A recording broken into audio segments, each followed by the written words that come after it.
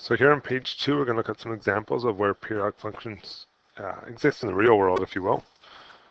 In the first example, we have Tanya's mother. She works at a factory, produces tape measures there. And she works in a machine that has to cut measures into 6-meter lengths. And we have a diagram, and we want to know some things about this diagram. First of all, is this periodic? Well, we said periodic means the y values have to repeat themselves at an irregular interval. And it looks to me like on our graph it goes across and then down, and then it repeats across and then down, and then repeats and across and down. So I would say yes, this is periodic. And if I had to give a reason, I'd say because the y values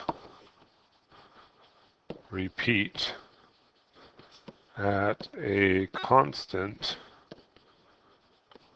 interval. And if we had to, we could even talk about what the interval is, right? If you look at part B, it says how long is the period. Makes a cut at 3.5 and made another cut here at 7.5, so it looks to be about 4 seconds. And what does it mean in terms of problem? Well, the machine makes a cut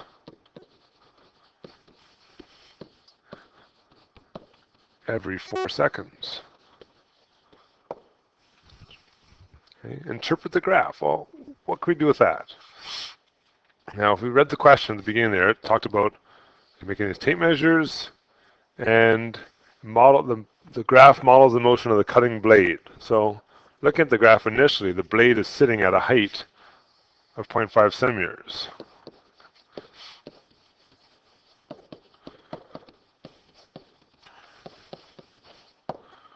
Actually, at a height of 0.5 centimeters. And then makes a cut. The cut takes, well, it starts here and ends here. It takes about a second, it looks like.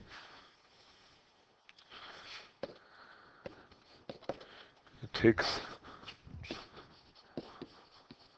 1 second to make a cut. Then returns to the initial height again. And then what happens next? Well, it keeps repeating, right?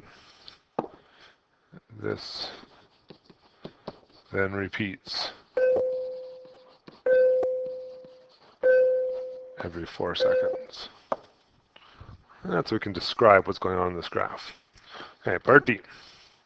At what time will the blade make cuts again? Well, we know it's making cuts at 3.5 and 7.5.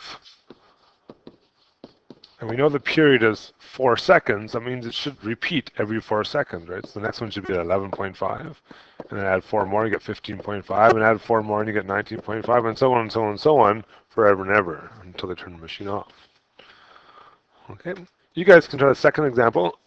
Same ideas. We want to try to interpret this graph, see what's going on here. Okay, we've got the tape measure actually being wound around the circle into the side of the tape measure. And anytime we go around in a circle, we actually create a periodic graph. So it repeats itself. The height here is going up, and then it's going down. And then it's going up, and then it's going down. It's going to go round and round, right? So the height keeps on repeating itself, and it's going to make this periodic graph over time. So, part A. Is it periodic? Well, for sure it is. It's repeating itself over and over and over again. What is the period of this function? How long does it take to repeat? Well, from here to here, or to there, or to there, all the same length, 0.25 seconds.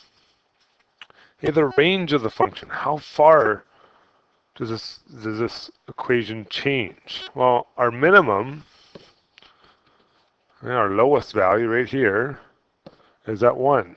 Our maximum is at the highest, up there at the top, 9.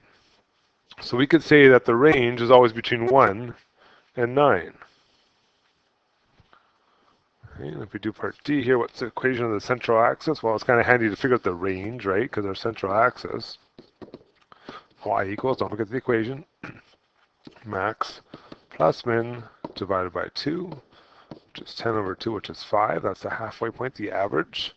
And our amplitude is our max minus our min divided by 2, 8 over 2, or 4. And that's some real-world examples on how we can interpret them as periodic functions.